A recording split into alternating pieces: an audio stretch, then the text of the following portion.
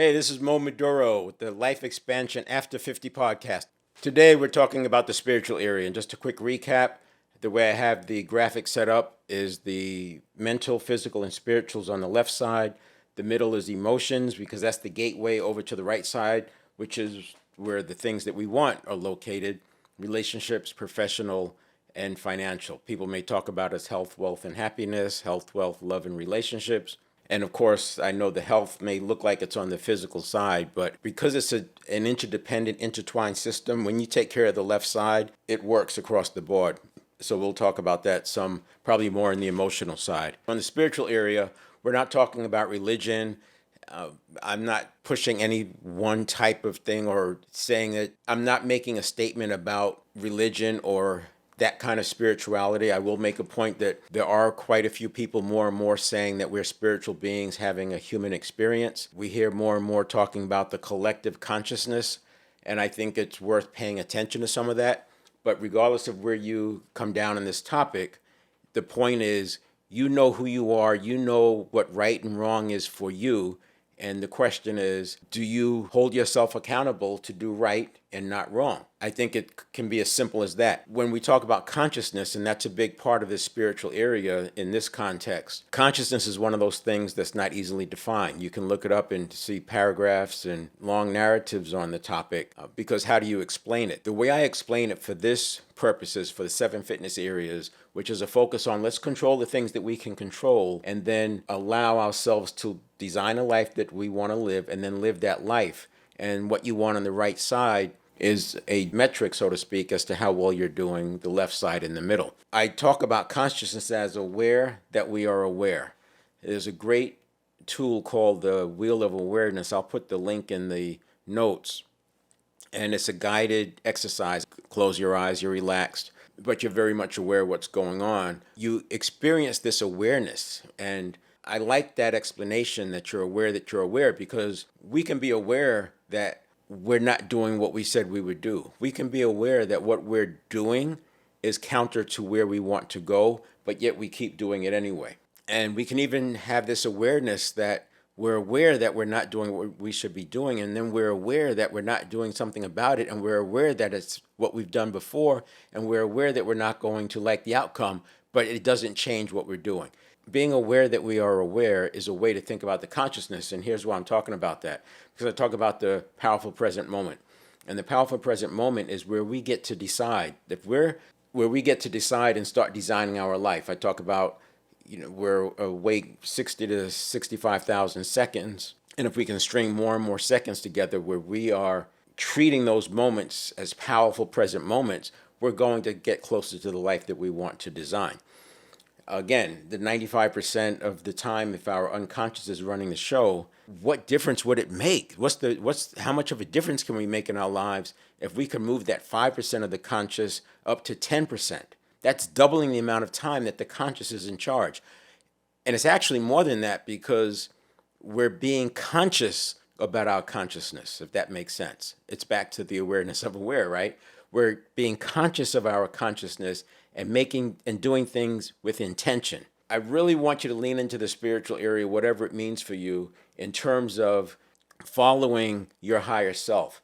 If you have questions about right and wrong, or you want to cut the deck or look at another opinion, I'm telling you, I think without pushing a particular narrative, I think Proverbs is a great place to start. Just read through the book of Proverbs. There's 31 chapters. You can do one a day, and for half the months, that's going to be the full month. But when you read through that, and it talks about business, it talks about relationships, it even talks about marriage. It's a good framework of right and wrong. I can't come up with something that's better than that. Whether or not you believe in anything, it's a good place to start, to just bounce what you think is right and wrong up against that and get another opinion doing it that way. So the other thing I'll talk about in the spiritual area, this is a big part of being able to control our emotions, is getting some space between our conscious and our unconscious. And that's more than just thinking about, let me pause for a second and a half to 3 seconds before I respond.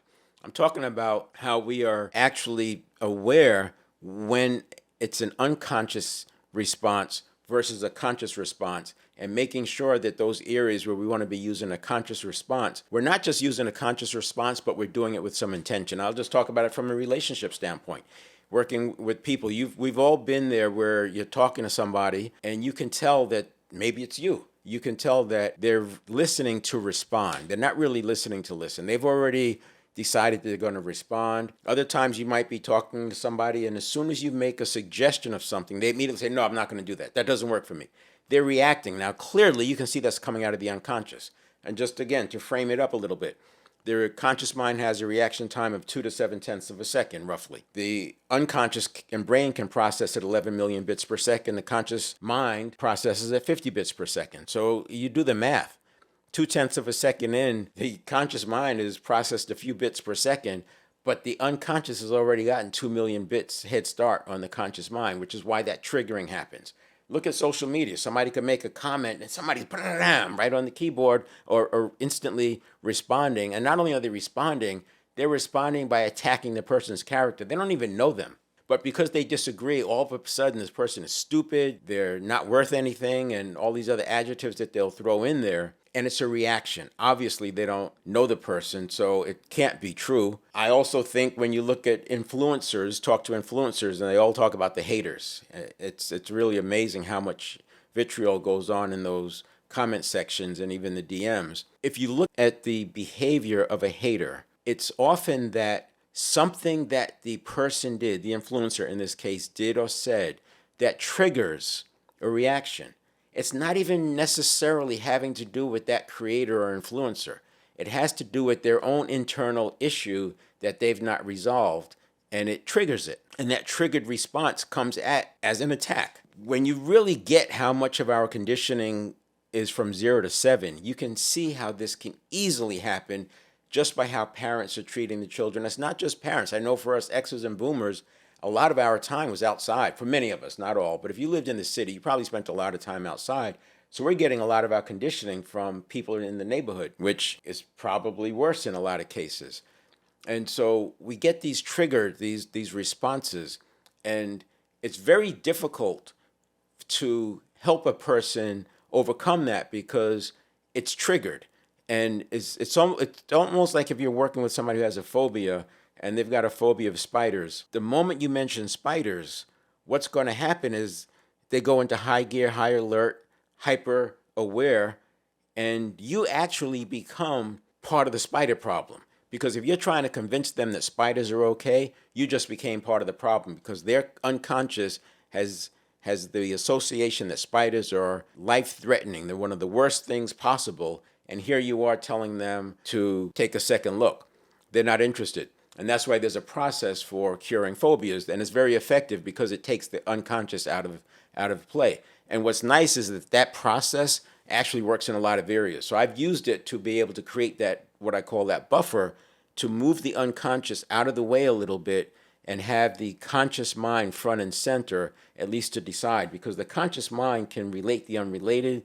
The conscious mind can look into the field of possibilities and design that life that you want. The unconscious can't do that. The unconscious is associations, and those associations are from the past or they're learned.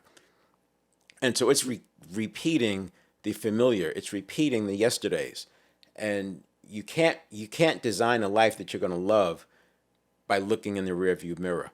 It takes the conscious mind to look into the future and make those decisions because the conscious can actually weigh and prioritize and set hierarchies. The unconscious can't do that.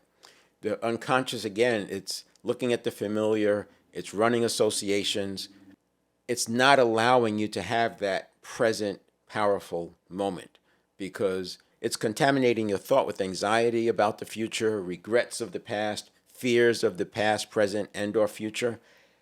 So we've got to get that unconscious backed up a little bit. And this is what I talk about when I say crossing the river. It's getting to the point where the conscious mind is back in control and it's letting the unconscious work for it, serve it. And we call that the automaticity.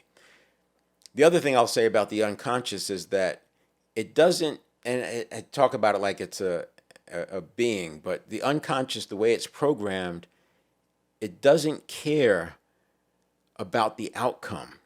It doesn't care if the action it's getting you to do serves you or not. This is why we can see ourselves doing the same repeated behavior over and over and over, even though we don't want the result it leads to, but it's almost like we're going along for the ride. We're going along for the ride. The unconscious is doing it, and it's so strong. But we can stop it. We can intervene.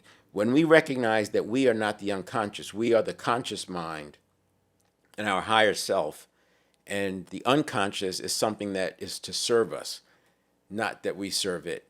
So I'll leave it there with the spiritual. We'll get into the emotional part and continue this conversation about how intertwined our systems are. We'll see you next time.